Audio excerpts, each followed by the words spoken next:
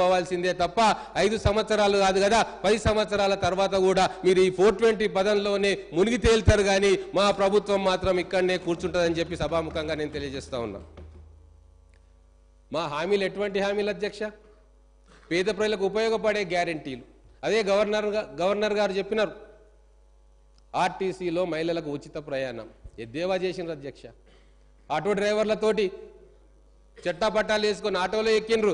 Charter ఫ్లైట్ల విదేశాలకు వెళ్ళే వాళ్ళు ఈరోజు ఆటోలో తిరిగే దుస్థితి పట్టిందంటే అది మా ప్రభుత్వం ఘనత, ప్రజలిచ్చిన తీర్పు ఘనత.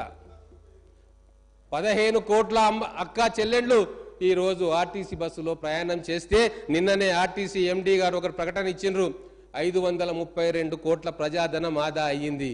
కేవలం 62 రోజుల్లో 532 కోట్ల ప్రజాధనం ఆదా అయ్యిందంటే నెలకు ఎంత అవుతుంది, సంవత్సరానికి ఎంత అవుతుంది, 5 సంవత్సరాలకు ఎంత అవుతుంది అని లెక్కలేసుకోండి.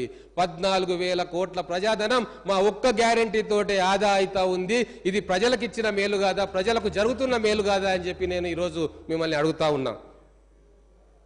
తర్వాత మేమేమన్నాం అధ్యక్ష?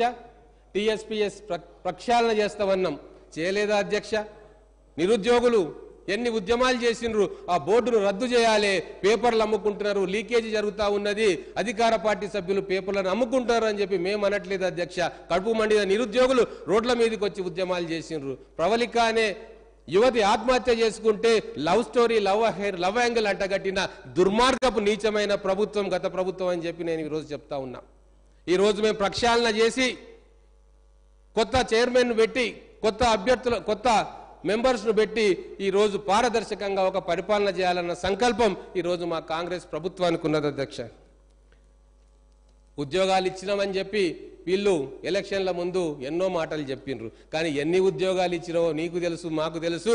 గుండె మండిన నిరుద్యోగులను అడిగితే తెలుస్తుంది ఎన్ని ఉద్యోగాలు వచ్చినాయో, ఎన్ని పేపర్ లీకేజీలు అయినాయో, ఎన్ని కుటుంబాలు రోడ్డున పడ్డాయో అది వాళ్ళని అడిగితే తెలుస్తుంది అధ్యక్ష. ధరణి గురించి కూడా మాట్లాడుకోవాలి.